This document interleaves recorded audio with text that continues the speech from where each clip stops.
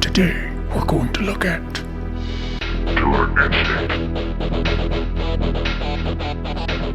Now many of us, much like myself, remember this as a Super Nintendo game, with that killer black cartridge. And it came with one of those Play It Loud posters. I've still got mine, or at least a piece of it. This boy's been hung up about 6 different times in all these different houses over the years. This poster is such a product of its time. The whole thing just screams radical. The backside's also got Star Fox on it, and that old Star Fox art straight takes you to another world. 3D looking games would often market themselves with realistic photos and graphics to let you know right up front what the deal was, and Killer Instinct did the same thing. Any kind of promotional art for Killer Instinct always featured the 3D models of its characters. Even the logo is a 3D render. It also came with that Killer Cuts music CD, which is kind of sort of, but not exactly the soundtrack of the game. It's like remixed versions of the background music. I really enjoyed this album a lot. There was also a cassette version of this album that got released as a standalone thing. I never did really much listen to music in my youth. I had a cassette player, but never opted to get any tapes for it. I had some of these Halloween McDonald's promotional tapes. They're like a pretend broadcast radio show. Hello, all you ghosts and goblins. Welcome to my special Halloween broadcast on McDonald's Land's Magical Radio. These are pretty cute. But even though I didn't really collect music, I did enjoy it. And of course, having Gen X parents, I had proper exposure to all the best 80s hits.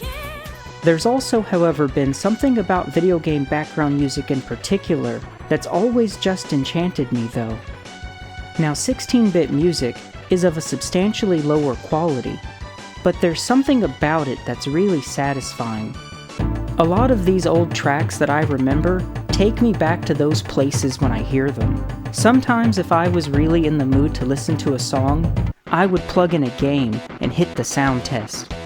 And fun fact, Funky Kong's theme was originally written to be a track for Killer Instinct, but Nintendo thought it was cool and wanted to use it for Donkey Kong Country's E3 promotion. I enjoy this track even more for knowing that. Of course, all the Killer Instinct tracks are phenomenal. I think the music is a huge part of this game's identity, and the gameplay is just as stimulating and fast-paced as the music is. It's so hype and exciting. This game felt unbelievably mind-blowing when it was new. Now, I was a huge fan of fighting games back in the day. Street Fighter, Mortal Kombat, all of it. And I had a lot of fighting games too. But this game was a blast like nothing else I had ever seen before. I just didn't have a metaphor to even compare it to. It's so fast, and it feels really responsive. On first impressions, you feel like you can almost just mash buttons and pop off.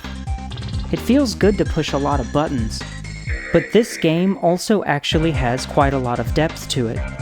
So let me show you why this game is so much fun.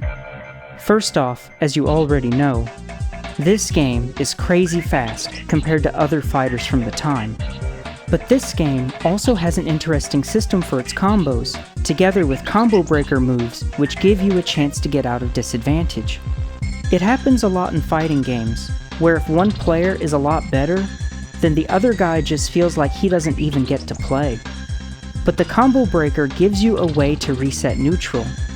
And the way it works is each character has a special move called a combo breaker, but you have to input it with the corresponding strength of the move that your opponent is hitting you with. So I really like Spinal and Cinder. We're not going to talk about Cinder. Okay, maybe later. But Cinder's broken. But I'm going to show you all this through my man Spinal. Spinal. Fight on. Alright, so Spinal's combo breaker is forward, high attack. And if I want to break your combo, then I had to do that move with the appropriate fierce, medium, or quick attack, depending on what level of strength you're hitting me with. If I guess wrong, it does nothing, but I can also keep trying to break. And this sort of rock, paper, scissors on breaking combos puts a risk versus reward on going for longer and longer combos. If you're really good, and you know all the characters' animations, then you can read the opponent's attacks and call them out. Or you could just guess. And you can spam it too, so if you're wrong, you can just keep trying. And the fun in that is feeling like you have something to do while you're getting beat on. So you always feel like you can turn the match around. And you can also mash out of dizzy in this game, even from the staggered state when you got 0 HP. If your opponent is taking too long to input their fatality, then you can mash out and get back in the game. You know the feeling in a match where you get caught and just check out because you already know it's over, and then all you can do is watch. In Killer Instinct, you can always be pushing buttons. It's thrilling, honestly, even if you're new to it, even if you're a child. So now that I've gone over how to break combos, let's talk about the system for performing them. So in a fighting game, usually we would call a combo any series of moves that you can string together while your opponent is in hit stun. And a lot of those older fighters don't have a system for combos, which means that all of the combos are what we would call manual. In most fighting games, combos are just full freestyle, but so long as it all strings together, we'll count it as a combo. Now you got manual combos in Killer Instinct 2, where you can string together moves outside of this system that I'm about to explain. But the characters in this game have special moves called openers, and hitting your opponent with an opener will change some of your normal attacks to do what we call an auto double. So with Spinal, if I use this opener, which is forward high attack, by landing that move, if I were to push a medium high attack for example, pushing that button a single time will then command Spinal to hit the opponent 2 times consecutively. Jump-ins and overhead moves also function as openers. Overhead moves are performed by holding back and hitting Fierce Attack. These moves can also damage a crouch-blocking opponent. You've also got a fake-out looking overhead that you can do by hitting back plus medium-high. So to start, you land an opener and then get that double in there. Now characters also have special moves called linkers, which you can do after an auto double. But also, linkers can start combos as well. And the vast majority of linker moves can be executed from neutral when you're not even in a combo, as they are also just regular special moves. For example, Spinal's linker is a charge move, where you hold either forward or back for a second, and then hit the opposite direction plus a high attack. And I can do this at any time, but hitting your opponent with a linker during a combo will allow you to perform another auto double. Now some characters, whether it was intentionally designed this way or not, can continue to link combos over and over again. But some other characters can only connect one linker per combo.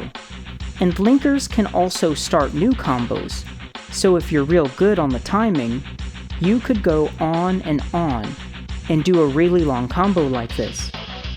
But the longer your combo goes on for, the more likely that your opponent is to break it. Now there's one more type of special move called an ender. As the name would imply, ender moves are used to end combos. Spinal has a few different enders, but I really like this one, which is down, any attack button. And Spinal will temporarily transform into the opponent's character and use one of their enders. I just think that it's a lot of fun to see. I really like to use this one. It's very satisfying to punch all those moves in. And when you play against a friend that's also really good, you don't really go for the full combo all the time because you have to be wary of that combo breaker. It's incredibly exciting. There is a little bit of a learning curve to it, but I think it's got just the right amount of complexity, and it's hype as f***. Now that's the main combo system, but something else that adds a lot of excitement to the game is there are these moves that you can do which will execute the opponent when they're low on HP. And I'm not talking about fatalities, but those are here too. Like Spinal, for example, has this move which will finish off my opponent while their HP is in the critical red, and I can only perform this move if I'm already in a combo. This one is half circle forward plus fierce high attack, and this is what the all-so-iconic Ultra Combo is. Ultra Combo! And there's one more system in this game that doesn't really affect a whole lot, but it also adds a little bit of flair. By performing a combo breaker, your character's health bar will now have a glowing line flashing through it. And what this means is that now some or all of your special moves get enhanced. And you might also gain access to new special moves. And these enhanced attacks are called shadow moves. It's not really as complicated as it seems, because a lot of them are the same inputs as the regular special moves that you'll already be using. But now they look cooler, and maybe do an extra hit and some more damage. Why this is also really interesting is that breaking your opponent's combo resets neutral. But since you were the one that just got comboed, you're probably also lower on health, and this gives a little bit more power and chance to come back, without it feeling oppressive or unfair for the opponent. Now, I'm not usually a fan of comeback mechanics. I feel like if a game just lasts long enough, then comeback mechanics shouldn't be necessary, as you should just be required to win the same number of interactions that your opponent won over you in order to tie it up and get ahead. It can feel really unfair in a game like League of Legends, where your entire team spends the first 20 minutes in an advantage state with a huge lead, just to lose over a single interaction. But the way that Killer Instinct does it is subtle enough, and I'm sure that a lot of casual players didn't even know it was in there. Now, talking about having enough time in a match to run it back, instead of playing best 2 out of 3 rounds, this game instead gives each player 2 health bars, and when your first one is depleted, you and your opponent will reset neutral, and fight the next round with the other player retaining the damage that they had. I really like that, and it makes me at least feel a lot more invested in each fight. Now, of course, Killer Instinct was a Super Nintendo game, but it was originally an arcade game that was planned to be released on Nintendo's upcoming Ultra 64, which we all know didn't happen, as the 64 was delayed and would later be renamed as the Nintendo 64. Available for your home in 1995, only on Nintendo Ultra 64. So the Ultra 64 branding at the title screen of the arcade game is a result of Nintendo's agreement with Midway's parent company, WMS Industries, allowing them to use the Ultra 64 branding, although the arcade version would have been on completely different hardware from the home console version, which it would have been ported to. But the plan was that the arcade games developed and published between Williams and Nintendo would be marketed in the arcades as Nintendo exclusives. And of course, they had made that agreement and developed the Killer Instinct arcade title before the 64 would be released. So thus, its console port comes to the Super Nintendo instead. And it seems really strange having that Midway logo on there, but they did publish the arcade version of this game, as Rare wasn't in the business of manufacturing cabinets. Both of the Killer Instinct games, and 3 more racing games from the all-new Cruisin' series, would be the only games ever done up this way between Williams and Nintendo. And of course, this killer game was developed by Rare, and a lot of stars aligned for the birth of this masterpiece. The first character in our story is this legend, Mr. Ken Lobb. Ken was a fighting game enthusiast during the 2D fighter peak of the 90s.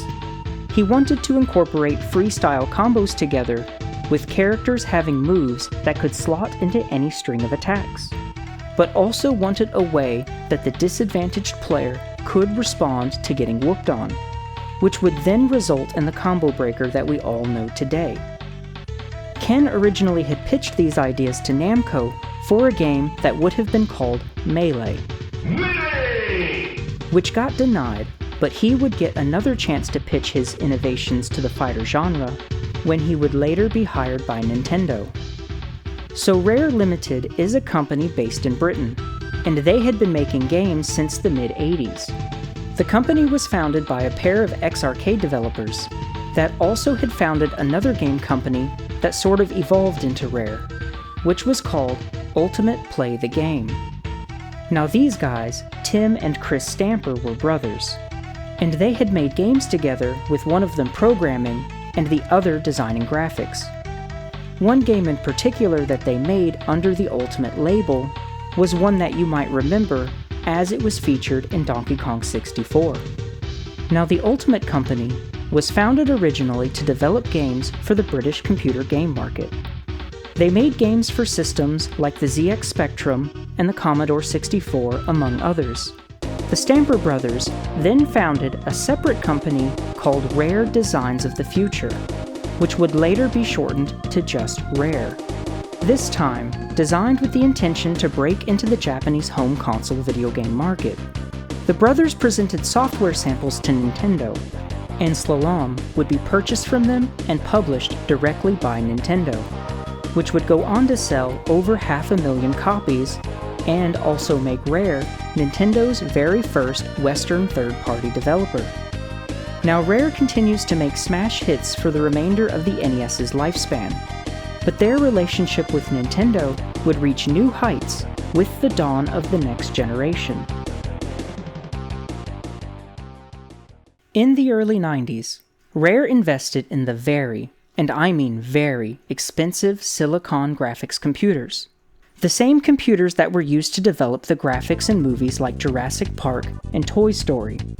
These machines were like $50,000 each back then, which is over $100,000 in today's money, just for a single machine, making this kind of technology completely inaccessible to the average developer.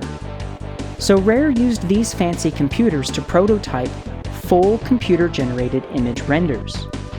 Another legend at Rare, a Mr. Kevin Bayliss, began designing characters for a fighting game originally titled Brute Force. And when Nintendo saw these renders, they were so incredibly impressed that they then purchased a quarter stake in Rare, which they would continue to invest in, and later eventually own up to 49% of. Upon making such a huge investment in Rare, Nintendo wanted them to make a game using their licensed characters. The Stamper brothers chose Donkey Kong, which of course would lead to the birth of the legendary Donkey Kong Country games that we all know and love. Now Rare's early work on what would later become Killer Instinct was put on hold to develop the DKC. Also, the cost to develop Donkey Kong Country was a whole lot more than what Nintendo was comfortable spending, so they came to an agreement to sign Rare on to develop 3 games, with the first one of course being Diddy Donkey Konky Donk, and the second one being a fighting game originally titled Brute Force. Now when it came time to resume work on this fighting game, this is the magical moment in which Mr. Ken Lobb got to pitch all of his revolutionary and innovative ideas on the fighting genre. Rare had never developed a fighting game before, so nobody really knew what they were doing, but they had some really cool ideas, and some super hype character designs. I love the early generic names that they had for these guys in the concept phase. We got Mr. Fist, Toxin, Newton, who would later be renamed to Saberwolf, which sounds way cooler, but also was actually the name of a game previously developed at Rare. Spinal was originally called Argo. I kind of like that actually.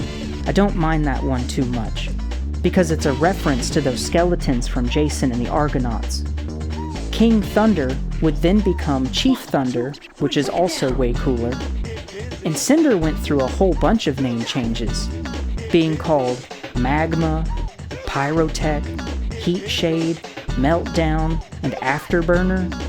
Heat Shade, Pyrotech, Jago, Glacius, Fulgor, and Idol kept their original concept names.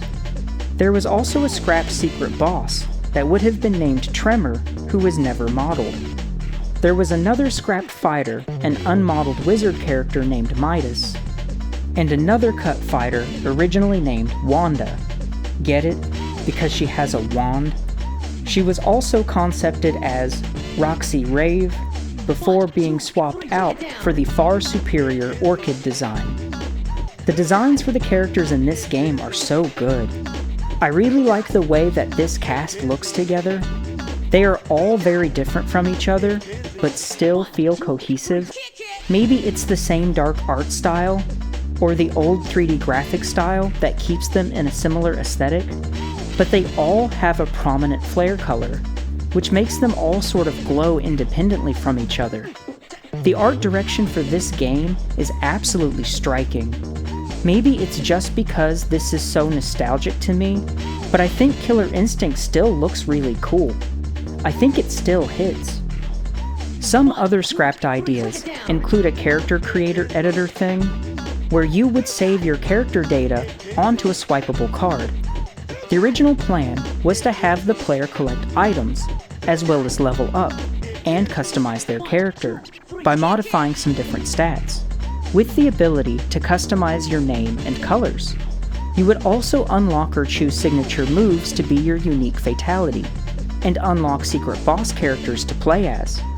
There's a lot of really cool ideas here, but perhaps a fighting game is better without all that RPG stuff. And even though the secret boss Tremor was cut, Idol is however playable with a secret code. The code is different between the Super and Arcade version. In the Arcade version, you gotta pick Riptor and then hold back. Once the Versus screen appears, switch to holding forward and quickly press Medium High, Fierce High, and Fierce Low. This will make Idol playable for the next battle.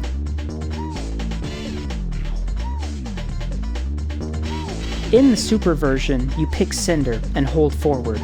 Once the Versus screen pops up, hit LRXBYA, which will allow you to be Idol for the next battle. I don't mind earning secret characters in fighting games though. I always enjoyed collecting and unlocking the different stuff in fighting games. But as an arcade game, I don't know if I would have enjoyed that as much, or if that would have been a barrier to entry. Like if you get rinsed by someone's secret character, would you just quit? Or would you commit to trying to unlock some characters for yourself? I don't know which way is better. It's probably better without all that though, but it is a neat idea. So Jago was the first character to be fully developed and fleshed out.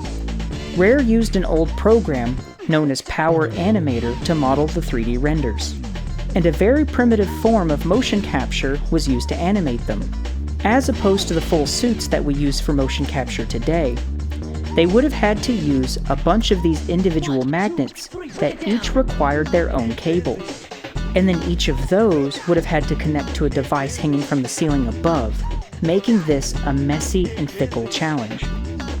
But as destiny would have it, our hero Kevin Bayliss, who was modeling the 3D characters, also happened to be a proficient martial artist, and did a lot of the motion capture work himself.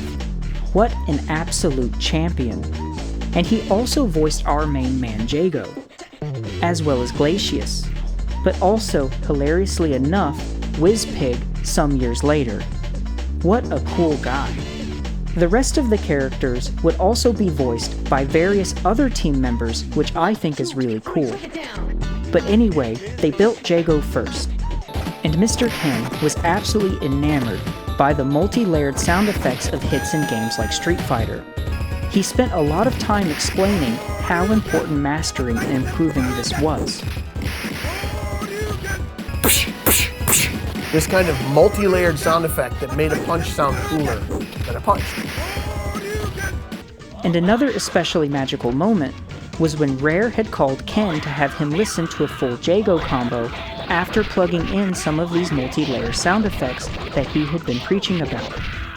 They had a few variants, they plugged it into that first combo, and I get this call late in the afternoon, which means it's like 2 o'clock in the morning at Rare. you gotta hear this. I mean, that's literally the call. You gotta hear this. And they put it down. And they're like, we believe. After developing their first character, the rest of the cast would be balanced against Jago. Now, something else about the Killer Instinct sound design was how the announcer gets progressively louder with bigger and bigger combos, which would most definitely draw attention to the machine. Monster Combo! King Combo! Killer Combo! Ultra Combo! A sneaky tactic to make this game the loudest one at any arcade. The announcer is so hype. A good announcer can just make a game and enhance the experience so much. Like in Smash Bros. Or DDR, the announcer for these games is just so iconic, it adds so much flair and personality. And of course, the background music in this game is absolute peak. I mean, the soundtrack for Killer Instinct just goes so hard. And that Killer Cuts CD that came with the Super game is a real treasure.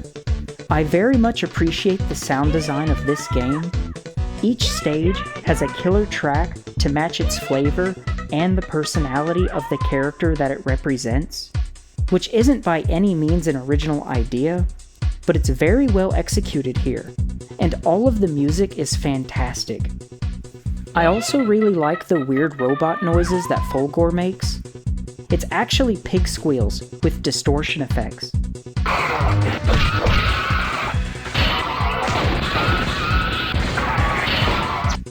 And Riptor has like the most stock generic dinosaur noise I've ever heard. It's perfect. All the characters have fantastic sound design, and the audio is altogether very immersive and extremely stimulating at the same time. It's a very exciting game. Nothing else was really anywhere close to as exciting as Killer Instinct was when it came out. And while we're talking about the stages, all of the backgrounds are actually full motion videos that play forward or backwards depending on the direction of the scroll. And some also have a zooming and scaling effect, as well as this cool stage spinning intro clip, which gives the game an illusion of being fully 3D. And the characters' animations are also stored as short video files. This game just looks wild. I think it still looks great, but this game just looked so next-gen when it came out. This is a really good use of video files in games. There's a lot of really janky-looking games that try to use video files for graphics, but the way that this game does it is just so slick. And just like everything else in any kind of media, a job done right goes unnoticed. Just looking at this game, you wouldn't even think that its graphics was video files. You would have just thought it was a 3D game. I remember a lot of people wondering how it was even possible for a game to look this good. Nobody really knew what it was, because it just looked so much better than everything else that was out at the time. But you see, video files are a lot of data. And the trick was that they just built a hard drive into the cabinet, making Killer Instinct the very first arcade game to do so. And that's the real reason as to why it was able to look so ahead of its time. Every little detail about this game was just awesome. It's like the more you know about it, the cooler that it is. Even the name is totally sick. Killer Instinct. Which seems crazy for a Nintendo game. There's also a relic buried in the code, where you can find graphics for a title that reads Thriller Instinct. Killer Instinct is also quite a bit more graphic than Nintendo would usually allow for, but the all-new ESRB rating system was about to reshape the video game landscape, so Nintendo wasn't much worried about the violent nature of Killer Instinct. And it was a fighting game after all. And sort of the appeal of this project to Nintendo was that they hadn't published a fighting game yet. Now, arcade games didn't use ESRB ratings. Instead, around the same time in '94, the AAMA, or the American Amusement Machine Association, had started imposing their own parental guidance warnings on games in the arcades. But Killer Instinct isn't really all that violent either. The cartoon blood splatters that fly out when you get hit would have been the most graphic part about it. So Mortal Kombat had that too, of course, but the real gore of that game was in its fatalities, which are very graphic indeed. And Killer Instinct has some finisher moves too, but they are very tame. Probably the most graphic finisher here is this one where Spinal calls skeletons to drag somebody down. Most of the finishers are jokes more than anything, like the humiliation ones that make your opponent dance. And the ultra combos are just super cool finishers that do a bunch of hits in a long combo. And then there are also these knockoff finishes that you can do if the last hit to finish off your opponent would knock them up near a ledge. And these are also fun without being particularly graphic. Like this one, where you just comedically fall onto a car.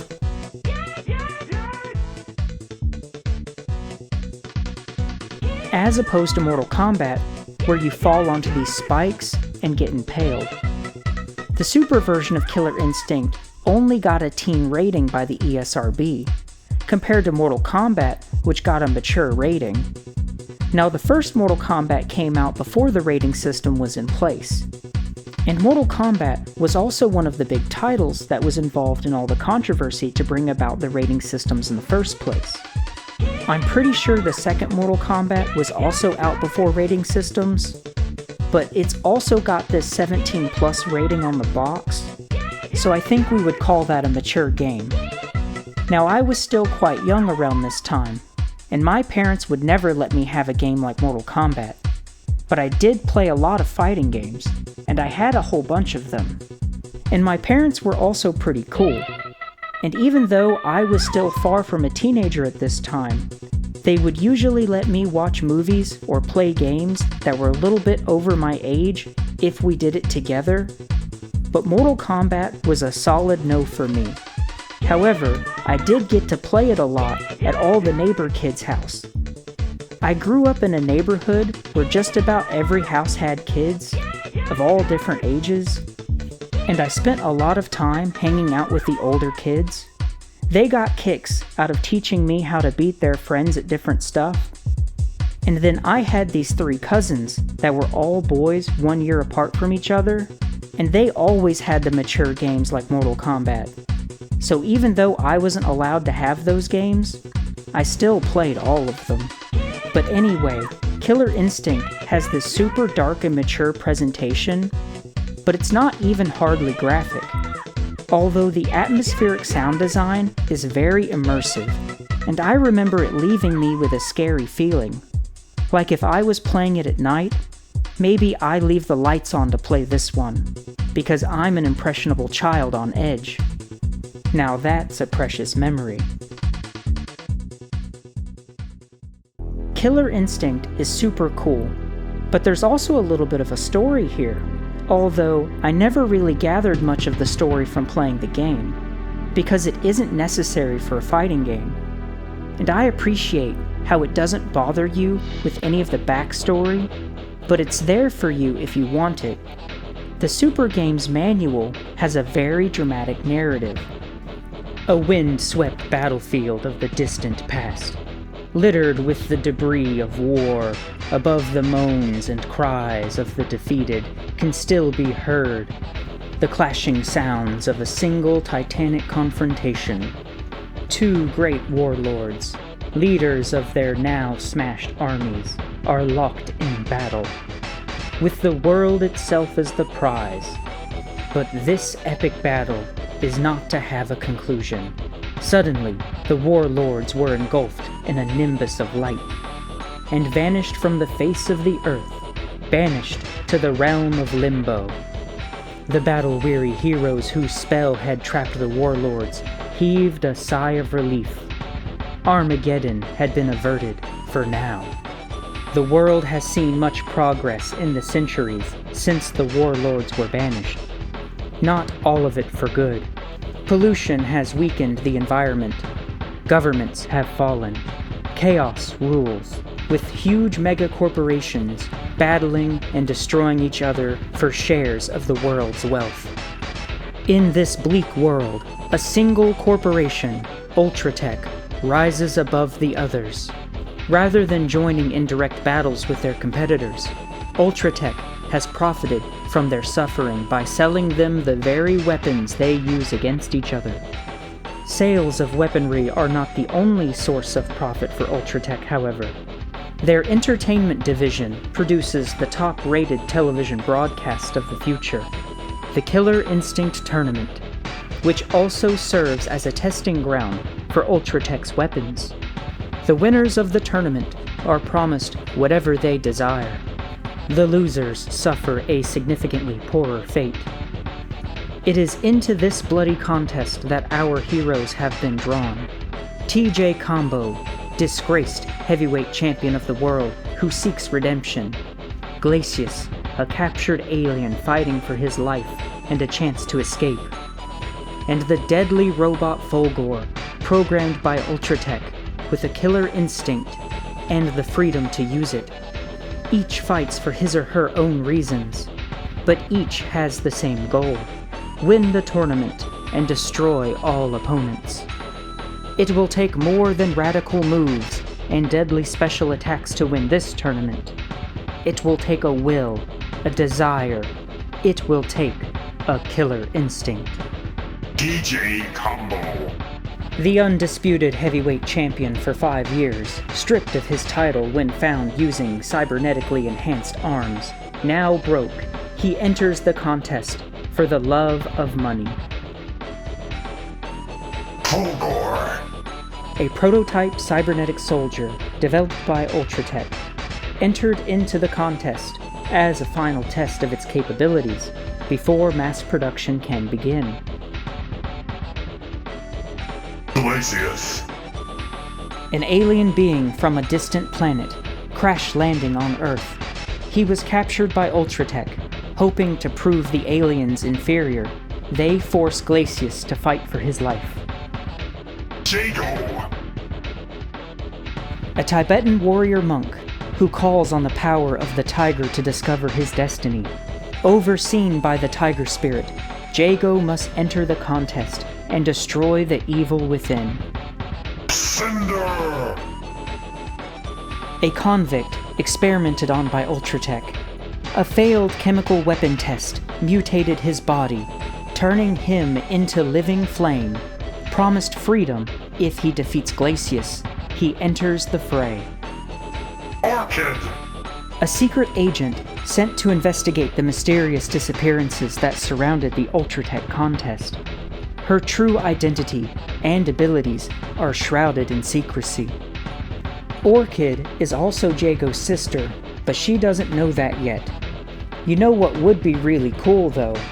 What if we got a new Perfect Dark featuring Orchid? Raptor. A product of Ultratech's DNA manipulation project. By mixing human and reptilian genes, they hope to cross intelligence and ferocity in a lethal fighting machine. Spinal. An unprecedented discovery in cell regeneration. Ultratech have recreated an ancient warrior from the past. Having no memory and lacking in purpose, he fights regardless. Deep Thunder. Mystical defender of Native Americans. Thunder enters the contest in order to uncover the mystery surrounding his brother's disappearance in the previous year's tournament. Saberwolf. Afflicted with the disease lycanthropy, spending most of his life as a recluse, Saberwolf enters the tournament on the promise of a cure if victorious. And Idol is Ultratech's trump card. Remember the warlords from the prologue story? Well, Idol is one of them. Ultratech's scientists snatched him up out of limbo to do battle with the finalist in this year's Killer Instinct tournament. But little did they realize what kind of power they were releasing when they set Idol free from his magical prison. As the final enemy in the game, Idol usually cannot be selected as a character you can use to fight through the Killer Instinct tournament.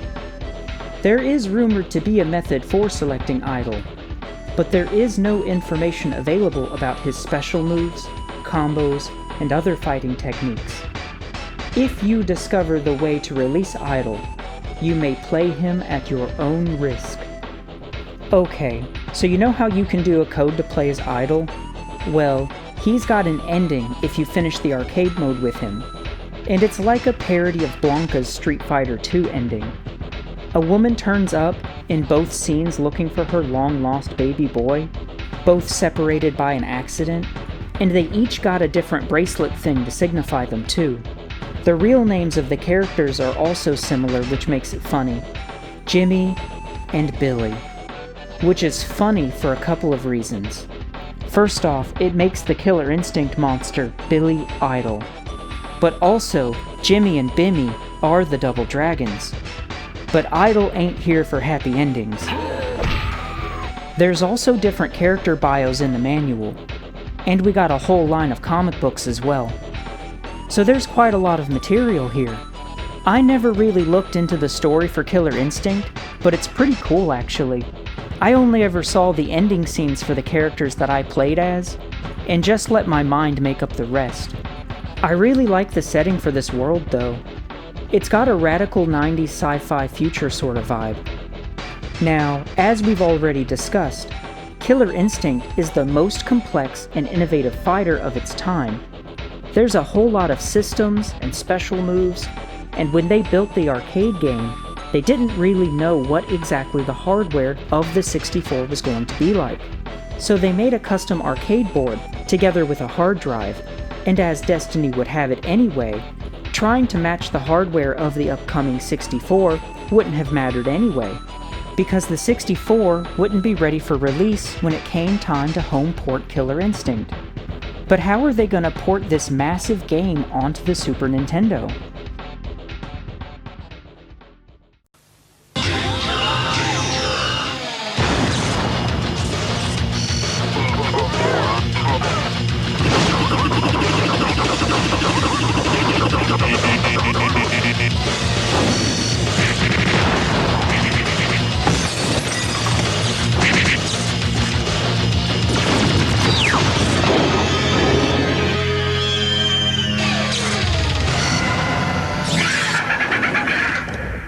Well, they killed it.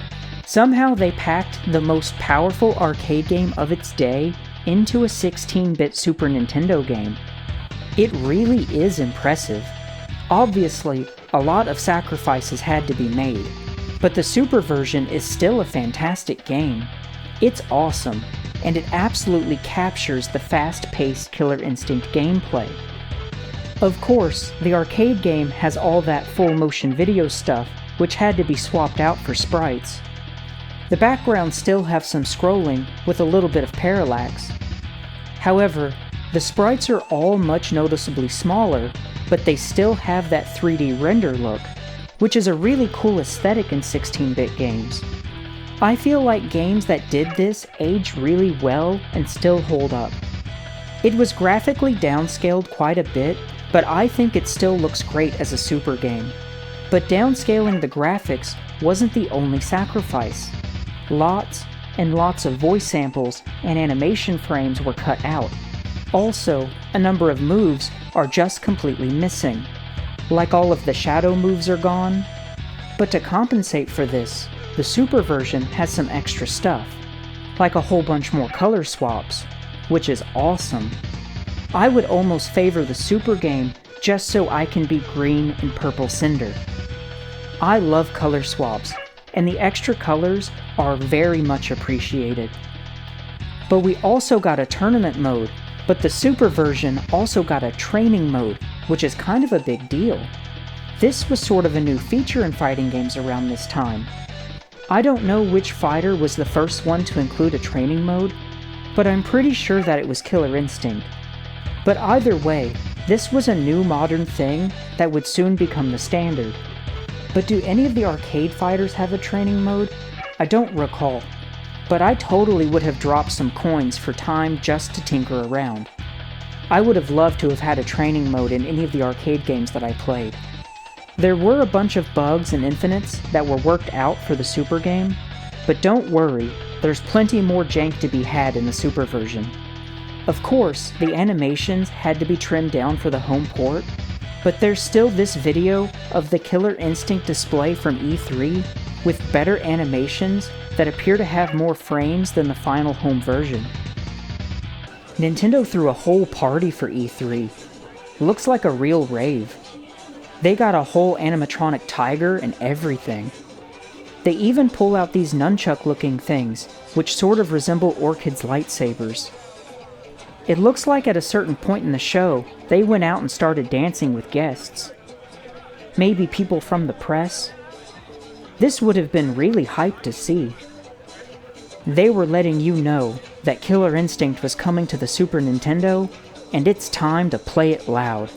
It's 32 megs of arcade-style Killer Instinct for your Super NES. Nintendo's King of the Fighter games features 10 awesome fighters, each with incredible special and combo moves that are designed to devastate, like Orchid and her Fire Cat, Saberwolf's Flaming Bat, or Spinal's Bone Shaker. The action and player control is fluid and lifelike. Achieve multi-hit combinations to earn bonus points and disable your opponent. The amazing graphics were created on SGI computers, so select a realistic warrior and play against the computer, or against a friend in two-player simultaneous mode. Killer Instinct for your Super NES.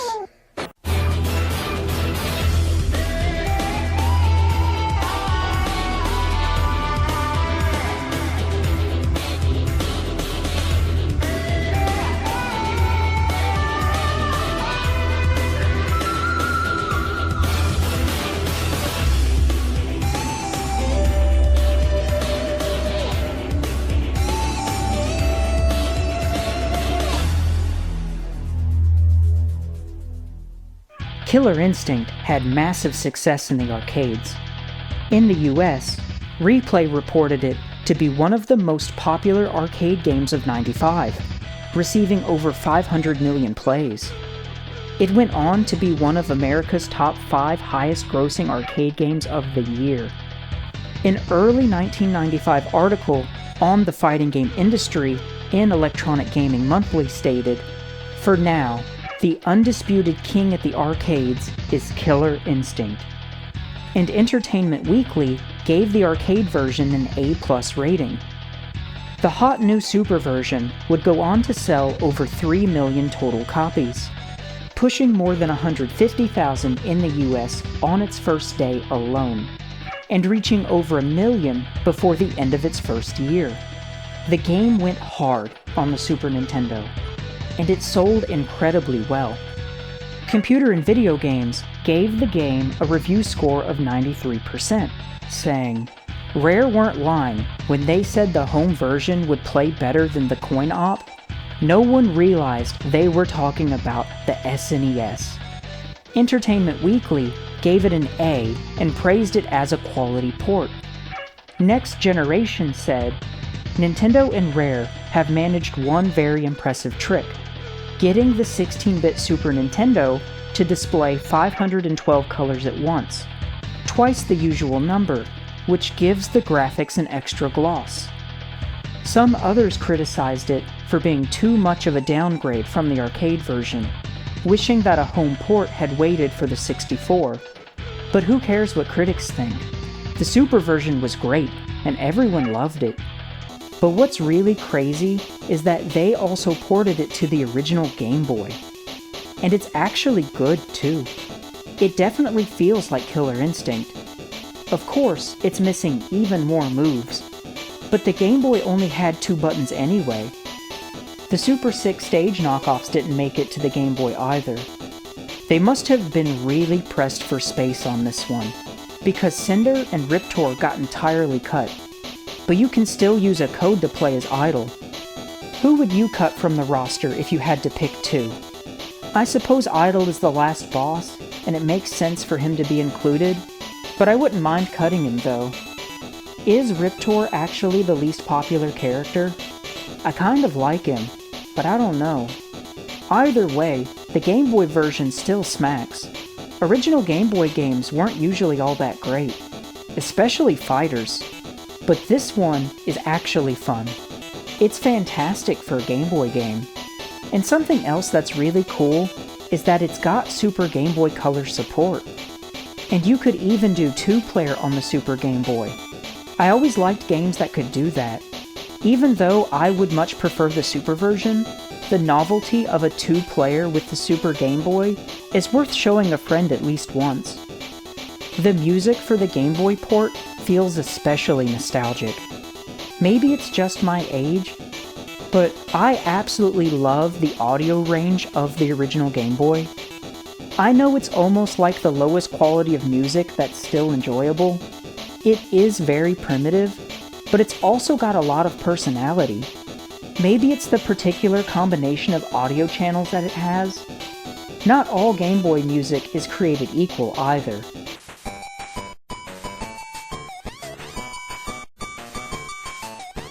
But the good ones just hit in a way that nothing else does. It feels special. Classic or timeless, maybe. So Killer Instinct went hard and found massive success. Enough to even load out licensed merch, which is hella sick. There's only one thing better than a 99-hit Ultra Combo. I really like this mask from the Summer of '95 Superpower Supplies catalog. We got some trading cards here in the catalog too. But there's also an entire licensed Topps TCG. This is so crazy. We need to play this. The art on the cards also uses 3D renders to match the aesthetic of the game. I love these cards. It's really cool. So naturally, a sequel would be on the way. Now originally, the plan was to release the sequel as a home console exclusive, but the upcoming 64 was yet still in delay. And Nintendo also still hadn't supplied a proper dev kit to anyone either. So Rare opted to start developing Killer Instinct 2 on another one of their custom arcade boards. And then just about finished the entire game, yet still before the 64 was ready. So the originally planned home console exclusive would then get an arcade release. And then Nintendo had Rare begin development on another port for the Super Nintendo. Somewhere in the midst of all this, Nintendo would finally have N64 dev kits ready, so Rare would begin working on porting Killer Instinct to the new system. But that Super Nintendo port was actually completed. In 2015, Tim Stamper shared a photo of his old gaming stuff featuring a Super Nintendo dev cart labeled as KI2. There's also this interview with Chris Tilston where he said, "We actually had Killer Instinct 2 in development for the Super Nintendo that was quite far along. There were more frames and it was looking decent. Obviously, the N64 then came along and we released Gold for the N64.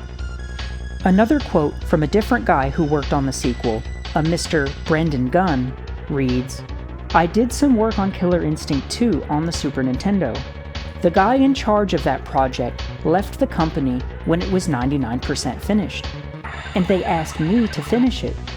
A game I'd never even seen or played before, in 6 weeks. That was an interesting job. We got it finished. A little bit late, actually. But it was all for nothing. We were under contract with Nintendo and simply had to get it done. But they ultimately decided not to publish it."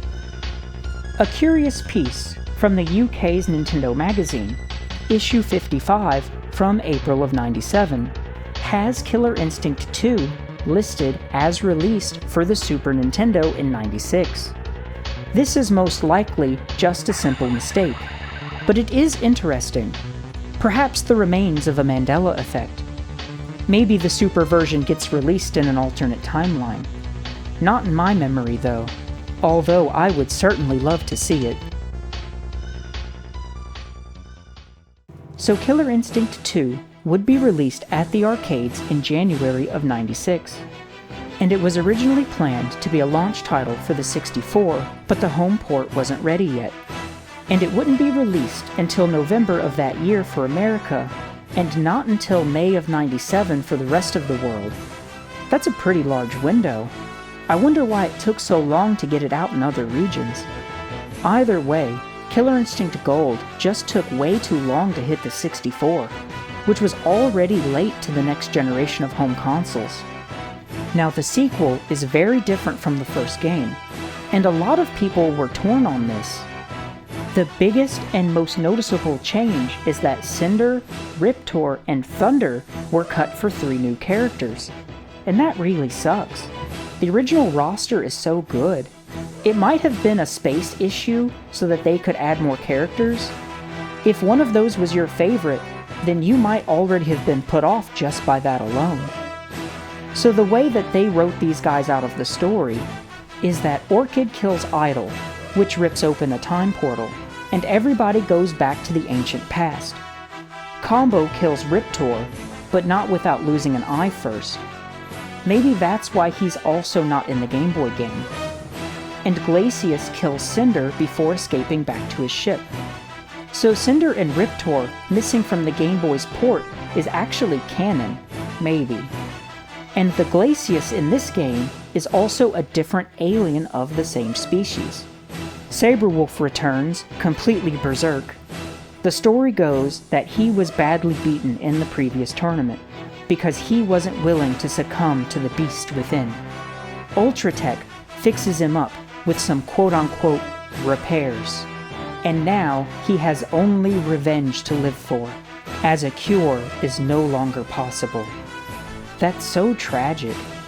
Saberwolf's ending in the first game shows him receiving a cure from Ultratech as a reward for winning the tournament, but that's not canon now. The original Fulgore was destroyed by Jago, so Ultratech activates Fulgore's experimental Mark O2 model, with the command to find and kill Jago. Thunder survives, but doesn't blast to the past, and actually destroys Spinal in the previous tournament. But a younger Spinal still exists in the past. He is resurrected by the new character Gargos, and is forced to serve him. So I'm pretty sure both of the Spinals is the same undead warrior. So Gargos is the other warlord from the prologue story of the first game, and is set up as Idol's rival. He's also supposed to be the entity behind that tiger statue, masquerading as the tiger spirit who is worshipped by the warrior monks of the Himalayas.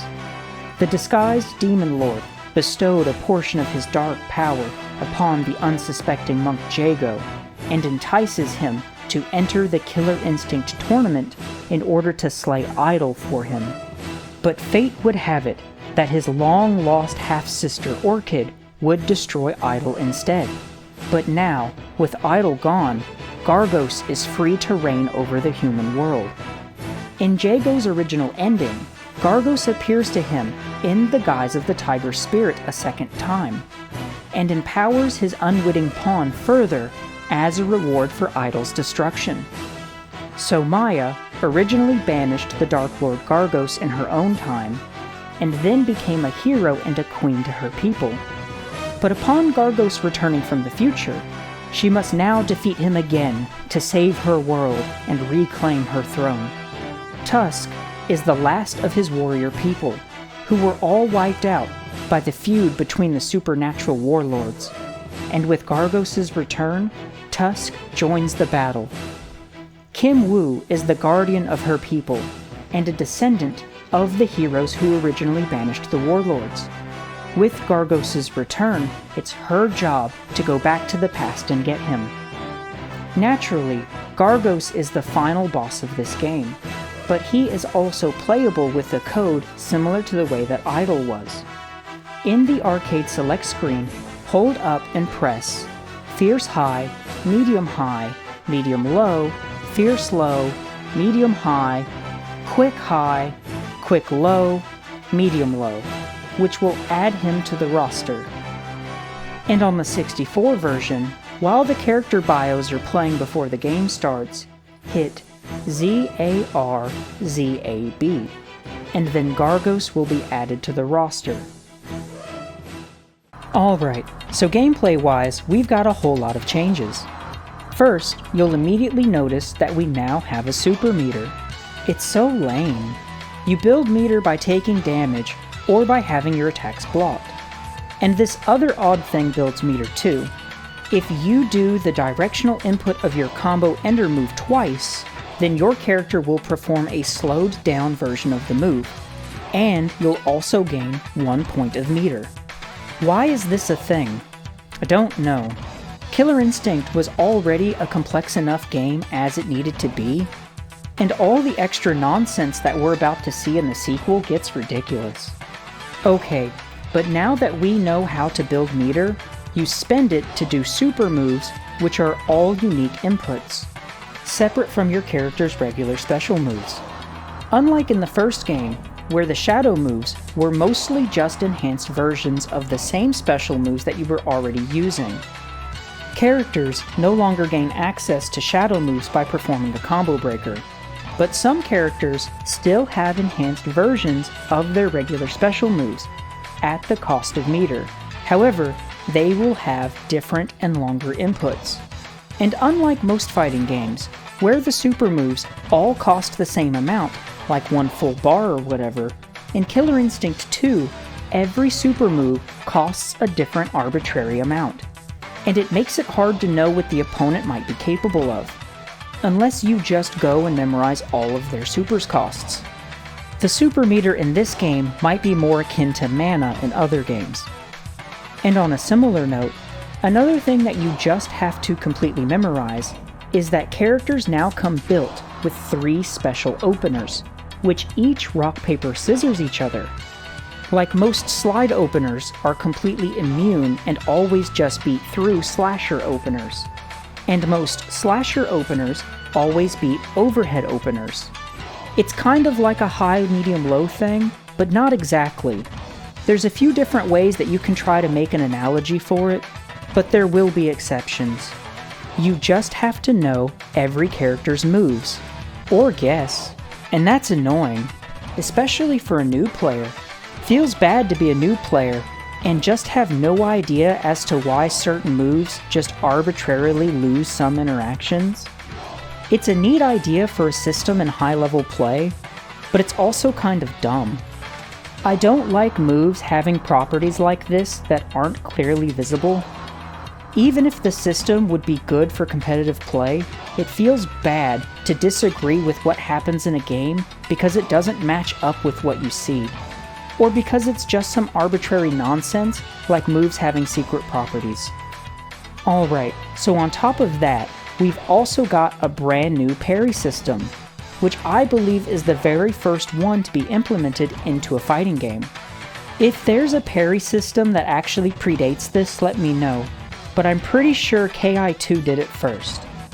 By holding back and quick punch, your character goes into a special blocking stance. You can't parry special moves, nor aerials, but if specifically hit by a regular standing move, you'll parry them, and gain the opportunity to get in with an opener. But there's also a special parry opener that you can do, and Spinal doesn't have a parry move, but in its place, that input does his signature shield absorb move. Oh, but wait, there's more. So we now also have throws, which are completely absent from the original game. Characters have varying inputs for the throws too, and some characters like Saberwolf, Fulgor, or Gargos just don't have any throws at all. Now, apparently, turtling was a huge problem in the first game. It kind of was, but it kind of wasn't. So crouch blocks in the first game would just block pretty much everything, except for explicit overhead moves, also known as top attacks, which you could do by hitting back plus fierce high, and aerials, which you could also hit people with while you were rising. And that overhead also has a fake-out variant by hitting back plus high medium. Now, the original Killer Instinct did have a bit of chip damage, but it didn't feel like much. Overall crouch blocking was probably a bit too safe, but I feel like it was more of an issue for new players who didn't use overheads, because rising aerials takes a bit of practice, and using top attacks effectively uses a bit of mind games and mix-up. Now, we still have overhead moves in this game, but they're not all universally the same input anymore, and that's annoying. I never really felt like turtling in the first game was much of an issue, but maybe it was too safe. Or maybe it's a skill issue. What do you think? So funny enough, one of the reasons that the first game didn't have throws is actually because of a separate skill issue. So back in the early days of Street Fighter II, bad players would complain about how much damage throws do, and didn't really understand that throws was like the rock, paper, scissors to blocking and attacking. For scrubs, throws were considered cheap and dirty, and some places even banned them. They'd expect you to forfeit a match for accidentally landing a throw. But it's hilarious how throws were originally omitted from Killer Instinct due to a skill issue, and then were added back in for a different skill issue. Now, I know that not everyone can just get good, I get it, but honestly, what difference does a single concession make when this game already has 20 different systems? I mean, this whole game is just get good. I thought that was the appeal of it. Kind of like Melee, which ironically was actually the name of that fighting game Ken Lobb had originally pitched at Namco. But anyway, Mr. Ken also said this about adding throws to Killer Instinct 2. Eliminating excessive defense play was the absolute highest priority. I felt that this was not a problem for experts, but it hurt beginners. We now reward the aggressor big time. Now, KI2 was also developed with all of the feedback in mind from players and critics of the first game. Well, you can basically throw out any feedback from critics and media, but player feedback is such a tough thing to navigate, because bad players are just bad. I know you want everyone to have fun at the same time, but how do you work out whose criticisms are valid, and who else just doesn't understand the game? And majority is often wrong. Like, majority is often very wrong. It's like an 80-20 thing. It's actually a lot worse than that. Like, if League updates reflected 80% of player feedback, would the game actually be worse? Isn't that just a crazy thing to think about? Video games are indeed very hard. Okay, but we're still not done. Oh my god, there's so many systems in this already maxed out game. So you can also do a counter throw by pressing back plus your throw button during an opponent's throw, which resets the neutral position. That's good, I like that. So combo breakers are quite a bit more simplified in this game. Rather than the whole mess that we had before, it's simply break any punch combo with your breaker's move's directional input plus kick, or break any kick combo with the breaker move plus punch. And if you're just guessing it's only a coin flip now, that's a fair change, I don't mind that at all. I feel like simplifying this game even a little bit would go a long way. We now no longer have the danger stagger at the end of a fight. So if you want to do a finisher move, then you'll have to pull it off as a part of a combo. Ultimates and ultras can only be performed during a combo, while the opponent's HP is flashing critical on their second life bar. But now we have these new things called No Mercy moves, which will also execute an opponent instantly. And these don't necessarily have to be performed while in a combo, but can still only be performed while the opponent's HP is flashing critical on their second life bar. However, these moves can also be blocked. Another change is that you can now break an opponent's ultra combo if you have 6 points of super meter. And we also now have these things called mini ultras, properly known as assaults, which can round off an opponent's first life bar. And if you really want to style on someone, we can also end an ultra combo with a super move for a little more flair. I guess as a result of not having a danger state anymore, humiliation finishers didn't make it into the sequel. Now the combo system is largely still the same, and jump and attacks also still count as openers, and if it didn't already before, manual 2-hit combos open the combo system as well, which in this game is sort of a mess to explain. You either go high to low or low to high, and then the strength of these moves has to descend down. So an example of this is like quick high to fierce low, or fierce low to medium high. That's a manual double, which in this game opens a combo. And you can also stretch your combos out a bit more with manuals. So like here I'm gonna go opener, auto double, 2-hit manual, linker, another auto double, another 2-hit manual, and then an ender. We get college degrees for playing this game, I swear. Okay, but the ender moves in this game have another new system, because it's just never enough. So each ender move you perform over the course of a match will progressively do an extra hit, up to a max of 4. Now, each character has 4 different ender moves, and a special 5th one that only becomes available after having successfully performed once each all of the previous 4. And as sort of a secret, I guess, if you manage to actually pull off all 5 of your character's combo enders in a single match, and finish your opponent with an ultra, then that ultra combo will have some extra hits. This game is crazy. There's so much, it's absolutely insane. But there's one more, because Kim Woo also has a dodge roll. At least it's just her. Man, oh man, this game certainly has a lot of systems. I feel like the first Killer Instinct was right at the perfect level of complexity, maybe just a tad extra, but this is honestly ridiculous. It's still a lot of fun, but like, good luck teaching any of your friends to play this with you. Okay, but all the mechanics aside, KI2 now has multiple endings for each of the characters, depending on who you do and don't finish off with the killing blow.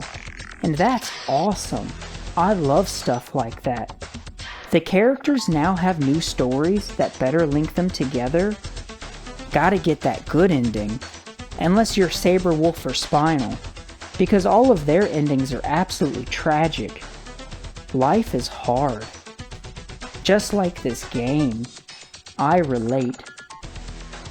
So the 64 home port was named Killer Instinct Gold to more differentiate itself from its arcade counterpart, because it's quite a bit of a different game actually, or at least they wanted it to be. So the final build of the N64 turned out to be quite a lot weaker than Rare, and everyone really, was expecting for, with the cartridges also having a lot less storage capacity. So all of that sweet full motion video stuff had to be cut again.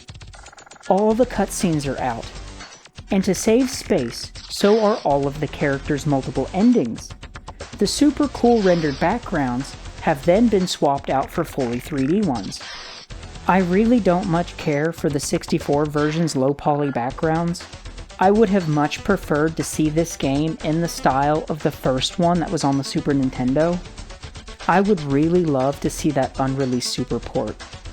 The character sprites of the second game are of course downscaled to a much lower resolution.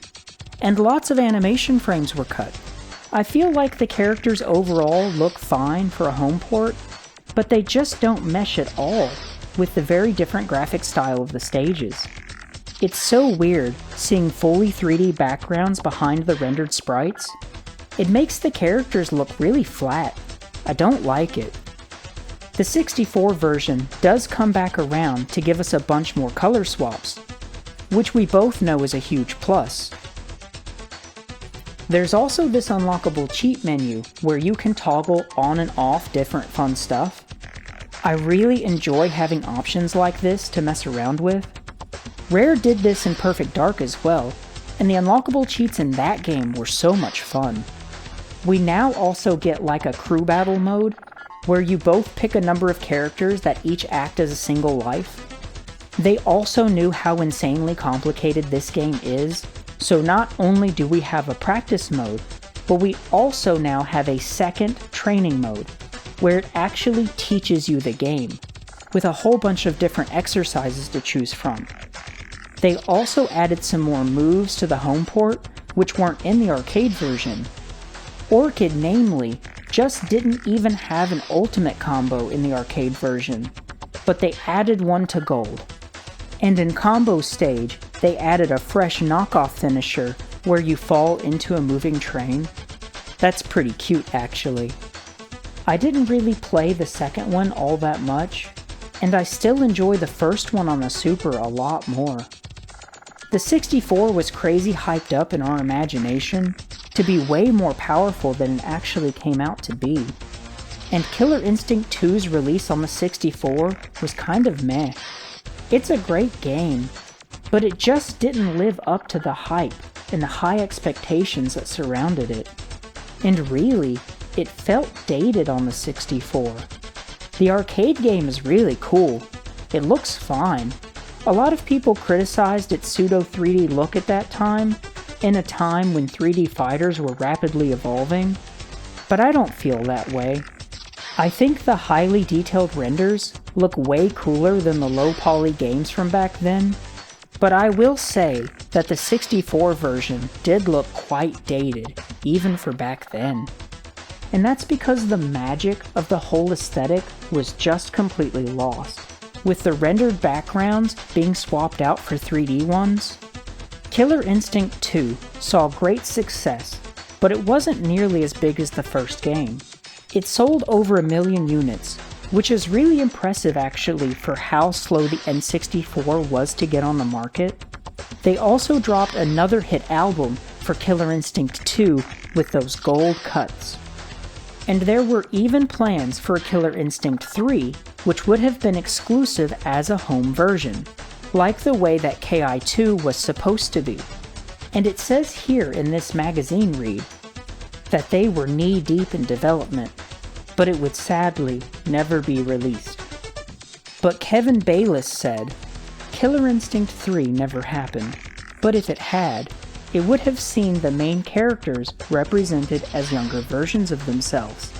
It would have taken a similar approach to Sega's Virtua Fighter Kids, serving as a prequel where each fighter honed their moves, gaining more before the next chapter of their lives.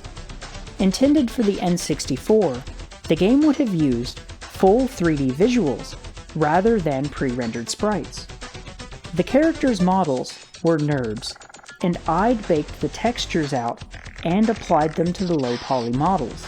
But I hadn't worked on N64 yet, so I had higher expectations on texture size and poly count. Apparently, the third game never actually got past the concept phase. They felt that the fighting game fad was over, and moved on to other projects, like Diddy Kong Racing, which was up next.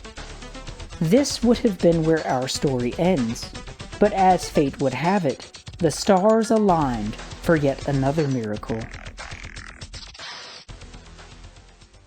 In 2002, Microsoft acquired Rare, who would begin developing games for the original Xbox, with Rare retaining its branding and most of their intellectual properties. And they would go on to make a number of games with those beloved Rare IPs. But it wouldn't be until a whole decade later that talk for a new Killer Instinct would begin. Now all throughout the 360 days, we had this thing called the Xbox Live Arcade. They actually started it a bit before that, back on the original Xbox, but you needed to get a special disc to access the digital storefront.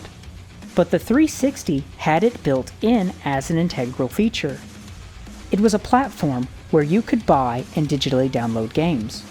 But what was so cool about it was all of the free demos. It was a really cool feature, and they got a lot of really cool stuff on there, like all these old Sega exclusives, and all sorts of other great stuff. Now, late in the 360's life, a creative director who oversaw the Xbox Live Arcade noticed that they didn't really have much to service the fighting game genre.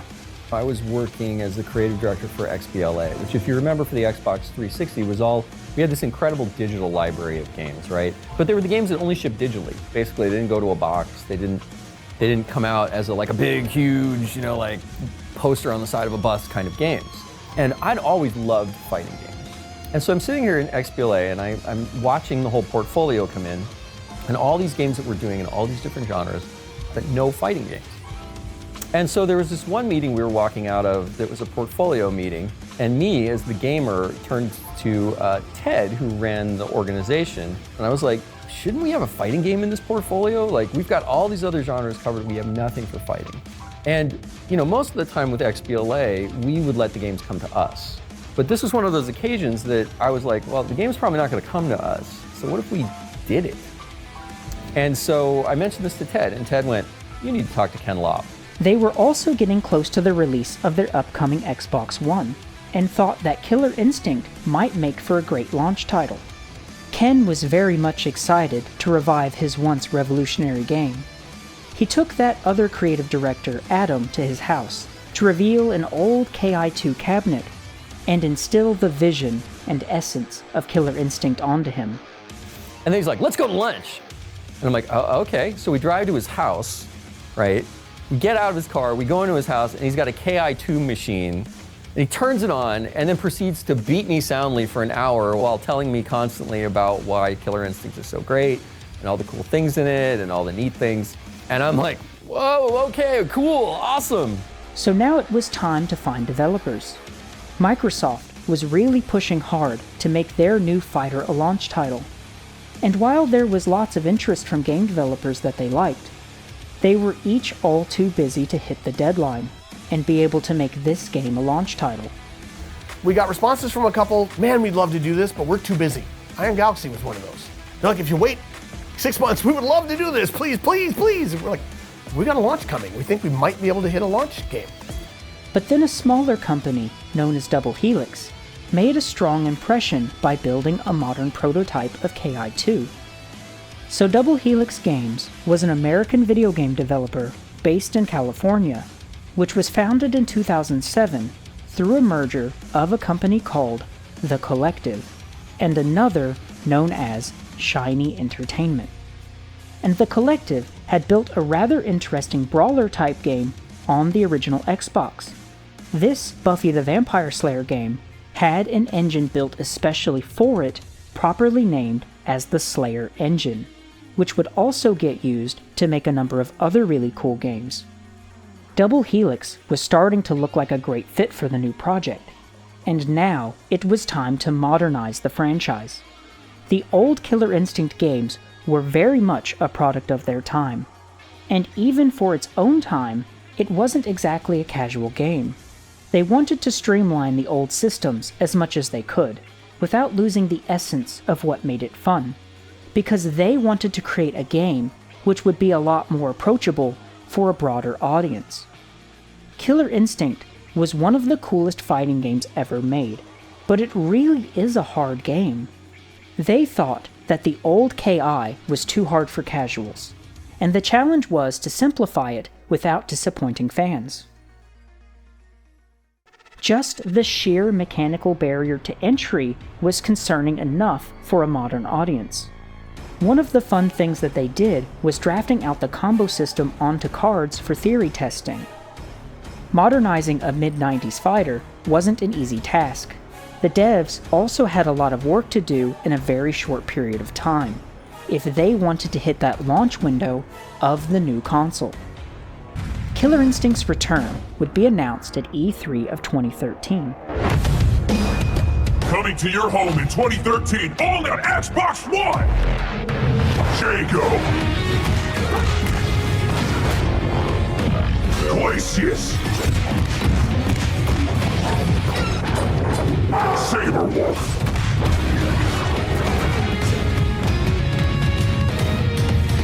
Ultra Combo! Killer Instinct. The game would release to much success. Microsoft had a user target of 3 million players for its first season, which they would surpass and get the green light to develop a Season 2. But then Double Helix was acquired by Amazon and integrated into Amazon Game Studios in February of 2014. What a turn of events. So Iron Galaxy Studios joins the battle and spends a solid month together with Double Helix before the torch was completely handed off. So Killer Instinct now comes as a free-to-download game with additional purchases.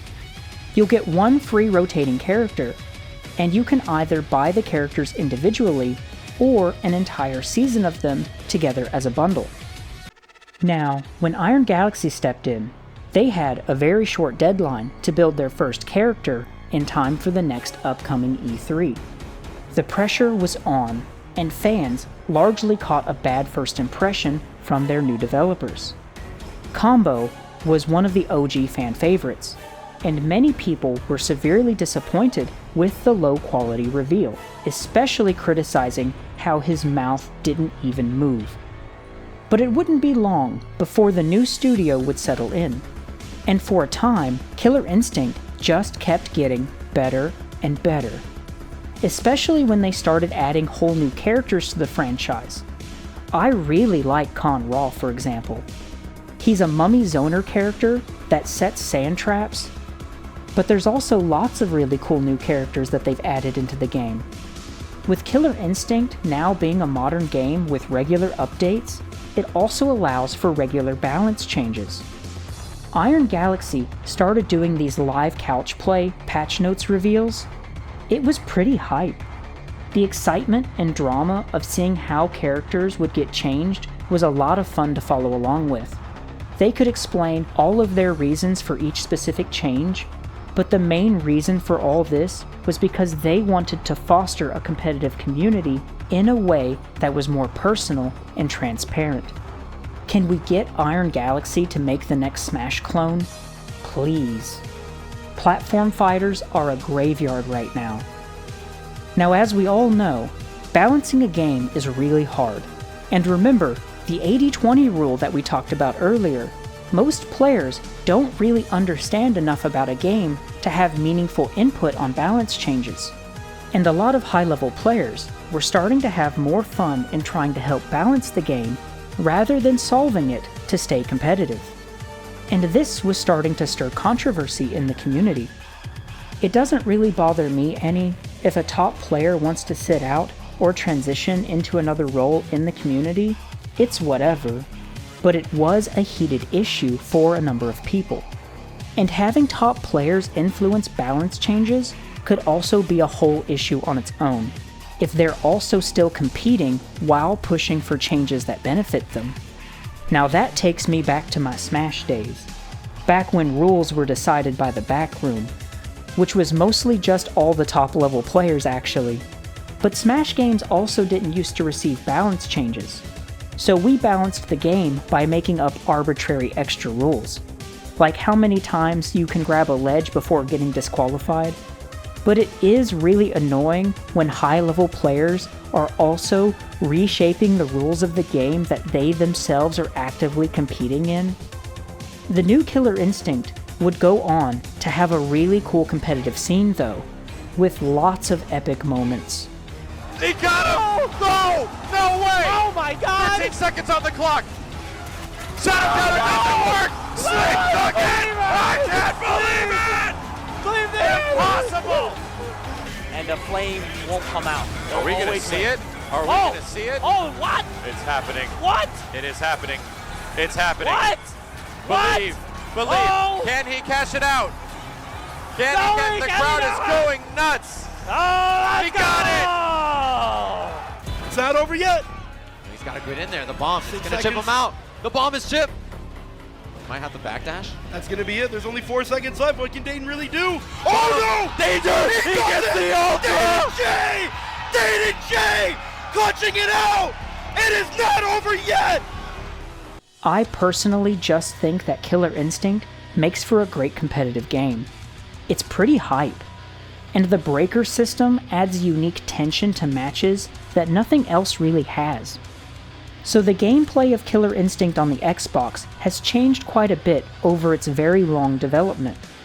In an early version of the game, it felt like every single combo was getting broken right away, and it was taking the steam out of what should have been a hype moment, because all you would really hear in a match was the announcer shouting "Combo Breaker" over and over again. And also, as a result of just expecting your opponent to break everything, players started opting to just not go for any combos that could be broken. But like, all the flashy multi-hit stuff is like the essence of Killer Instinct. So they revised the combo system to then include a counter breaker. It's sort of a fake out thing. While in the middle of a combo, you can press both medium attacks together at any time to perform a counter breaker. Your character will immediately stop their combo, and then enter a very punishable pose that only counters combo breakers. Now whenever you do this, no matter where you are on the stage, performing the counter breaker will always place you right in front of your opponent. And if you're really far away, then you'll just teleport close to the opponent. If the opponent attempts to combo break with any strength while you're in this pose, a counter break occurs. You will hit the opponent with a giant energy blast and immediately re-enter a fresh combo sequence. And your opponent will be locked out of being able to use their combo breaker for 4 seconds, which is a second longer than the usual lockout time. Because now, we actually have a consequence for misguessing a combo breaker. In previous games, you could just keep trying until you got it, but now, missing a combo breaker locks you out from trying again for 3 whole seconds. But if you catch your opponent with that counter breaker, then they get locked out for an extra second on top of that. That's a fair change. I quite like that actually. You can't just spam guesses anymore, which is one thing, but also the new combo breakers are a lot easier to mechanically perform. So now it's purely about deliberate timing. Because the combo breakers from before would require you to do a special move, which had a whole bunch of directional inputs plus a button, but now combo breakers are performed by just hitting the 2 face buttons together with no directional inputs, making combo breakers in the new game purely about deliberate timing. Because to perform the breakers in this game, you no longer have to do a special move. Now you just hit both attack buttons of the same power together. And instead of having a rock paper scissors thing, you simply just match the strength of your breaker to the opponent's combo. So like to break a quick combo, simultaneously hit both quick attacks together. Or to break a medium combo, you'd then hit both medium buttons together. And of course, to break a heavy combo, you hit both of the heavy buttons together. Finally, a breaker system that I can actually teach to my friends. I can't tell you how many times I've shown someone the old Killer Instinct, and they're like, yeah, I'm just not gonna do that. I mean, I totally get it. Okay, so this game is a 6-button fighter in the same way that previous games were. We've also got the same basic combo system that you already know, with the openers, linkers, and enders. Jump-ins, and if you select other moves, also still count as openers. Linkers now have 3 versions. Use a light attack for a 1-hit, a medium attack for a 2-hit, or hold down either the light or medium buttons to do a 3-hit linker. Okay, so now we have a whole new way that enders work as well.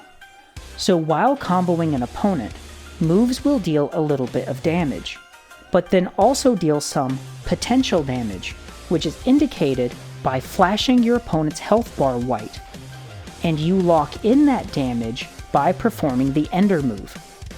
So if your combo gets dropped or broken, then the opponent will recover that damage. And all of the enders are simply heavy variations of special moves, which is why linkers now only use the light and medium buttons. Shadow moves return as enhanced versions of regular special moves.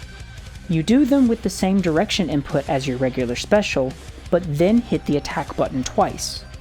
I think that's a pretty decent change, and it makes it easy to explain. So now we got a dedicated shadow meter. Every shadow move costs 1 full point on the meter, which can fully charge up to a max of 2. Now, shadow meter builds by damaging the opponent, and builds a little bit faster if they're blocking you. But the defending player will also build some shadow meter while getting hit or blocking attacks. You can also spend the shadow meter on these all-new shadow counter moves. When your character is in block stun, press medium punch plus medium kick to activate a shadow counter. Your character will cancel their blocking animation and flash white while going into a parry state. And if the opponent hits you while you're in this state, you will execute a shadow move as a counterattack. And as you may have already noticed, we've also got a second meter here, the all-new Instinct meter. It builds by taking damage, or by doing combo breakers. When it's full, you can activate your Instinct by hitting both of the heavy buttons at the same time. Going into Instinct mode changes the properties of your character for a period of time, but each character changes in a very unique way. Some characters gain passive buffs, while others will also gain access to special Instinct-only moves. And bear with me on this next one. So characters each now have their own individual combo traits, sort of like passive abilities in League, but they all apply to combos in some way. So Jago, for example, can freely combo normal moves down in power without needing to land an opener, like Fierce to Medium to Quick. Glacius can combo an opponent with auto doubles from any distance. Saberwolf can repeatedly combo you with the same auto double over and over again. Thunder's back throw works like a special opener, where he can full combo out of it. Now, I thought they were trying to simplify this game. I think combo traits are a cool idea, but all these special properties actually makes this game even more complicated than its previous games. I guess at least moves don't have an arbitrary rock paper scissors like they do in KI2. I also didn't care for the meter in KI2, and I really wish the meters weren't in this game either. But unfortunately, we also got a third meter to talk about, which is the KV meter, also known as the knockdown value. While comboing an opponent, this meter starts to build. If you exceed the value of the knockdown meter without performing a linker or an opener, then the combo will just arbitrarily drop. Why is this here? Is it a safeguard for new players? Or is it a parameter for poorly programmed moves or badly designed champions? I thought we were trying to simplify everything for a broad audience. We wouldn't need this if they didn't add all this extra stuff to an already complicated game. This game was meant to be easy to pick up and feel natural even for casuals, and I just don't think it is. I think it's an easy game to pick up if you're already familiar with fighting games, but I don't think this game is going to be a very welcoming experience to someone new to the genre. What part of this is supposed to be natural to just pick up? If you have to work through all these tutorials before you even know what's going on, like what are we talking about? Because otherwise, you'll just get comboed into oblivion and feel like you don't even get to play. Maybe mashing normal moves or throwing specials out of neutral is the part of what's supposed to feel natural. But like, this game does feel pretty responsive. The netcode is fantastic actually. It actually uses rollback even. And the characters' animations have all been designed with rollback in mind. So it all flows nicely in online play. It's one of the best online fighters that I've ever played. I think one of Killer Instinct's main identities is in that hyper-responsive, super fast pace that it has, and they absolutely nailed it here. And another huge part of Killer Instinct's identity is its music. The music is just as sick as the OG soundtrack, with lots of throwbacks. That Killer Instinct music was such a big part of what made the franchise so special, and this game has fantastic music appropriate for a modern audience. But it's even better than that, because this game also has a dynamic soundtrack, and the music changes and has all these cool effects on it as the events in a match play out.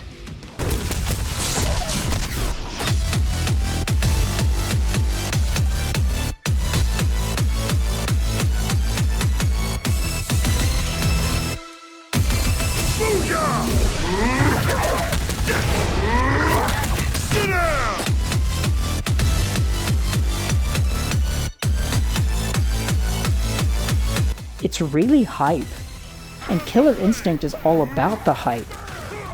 Now, it's a complicated game by nature. I just don't think you can really simplify this game a whole lot without cutting into the fun. But let's be honest about this. And guess what? There's still a few more mechanics that I haven't even told you about. Goodness. But these aren't that bad, really. First, we got the Tekken dashes now. I actually really like this. Next, we got a new wall splat thing. Certain moves will push the opponent back. If you're like mid-screen, then these will essentially just reset neutral. But if the knockback of this move would push the opponent into a wall, then they will bounce off of the wall a little bit and have a brief period of stun, allowing you to combo them. It's a fun idea. A neat little thing that probably doesn't need much explaining when you see it happen, but knowledge is everything in a game like this. There's also another stun mechanic in this game called stagger, and it's not like at all like the dizzy mechanic that we're used to seeing called stagger. It's just a keyword put on big moves that have a little extra stun on them. Certain specific moves cause stagger instead of a regular hit stun, and it simply allows you to combo slower moves together that otherwise wouldn't chain in regular hit stun. And another thing is that rather than having all the knockup moves cause you to tumble into a knockdown, now only certain moves do that, and most of the knockup moves will instead leave the opponent to flip out and land on their feet, and this is so that you don't have to get knocked down after getting juggled. That's nice, I don't mind that too much. And speaking of which, we now have this new recapture thing.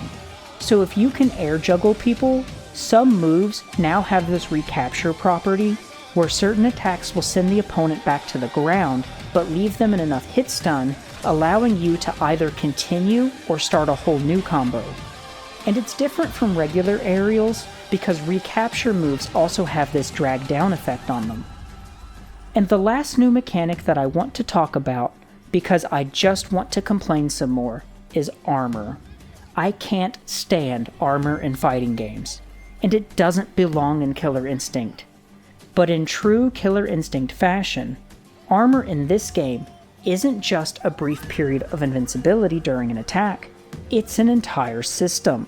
And the way it works is that attacks with armor on them will absorb a single hit without being interrupted. However, being armored does not protect against throws, and you will still take the damage of the attack that got absorbed. But armored attacks will also lose to grounded heavy normals. My goodness, we sure do love our systems in Killer Instinct. And individual characters also have whole systems unique to themselves. Even back in the OG, like Spinal Skulls or Saberwolf's bats, we really don't need to unpack any of that. But now that we're all caught up to speed on how to play this game, there's actually quite a lot of game here to enjoy. So first we got a few fun things here, like survival mode, where you can just run battles until you lose, see how far you can go, and try to hit a high score. But something else that was added later is this other survival mode, where you go against other players' shadow clones. There's this mode called the Shadow Lab, where you fight the AI and then it builds a shadow fighter based on your style of gameplay. And aside from the shadow survival mode, you can also directly challenge each other's shadow characters from the lab. It's a pretty cool feature. I think it's a neat thing to play around with. Of course we can battle other players online, and the traditional arcade mode returns with a lot more fleshed out stories. And it's kind of like the way it was in KI2, where characters have multiple endings based on who you do and don't spare. And my man Spinal finally got a good ending, where his soul gets released, and he can live out the rest of eternity haunting the open sea. Saberwolf also escapes his tragedy, finding peace and accepting the beast within. But in another ending, it alludes to him turning human again, and he begins to wonder if he should put on a shirt. But he's never depicted as human in this scene, and perhaps this is just another scenario in which he gracefully comes to terms with his monstrous fate. All of the stories are quite enjoyable, and if you're one who enjoys stories as much as I do, then you'll really enjoy this other mode that they added on called Shadow Lords. You'll collect characters and items as you play through missions, so you can save the world from Gargos, who returns again as the big bad. I really like this mode. It's a whole campaign, and the story changes based on who you got on your team, and especially changes depending on who the team leader is, which gives it some replayability. But there's this other cool feature where players can battle each other's Shadow Lords characters together, with all those items and buffs on, so that's a fun thing. Killer Instinct on the Xbox is an exciting and engaging game. It's super hype, just like it used to be. We may have also just received our final update on this game, but maybe they have more planned. I suppose there's always the possibility of a new game, but either way, it will live on as a killer game. It's super hype.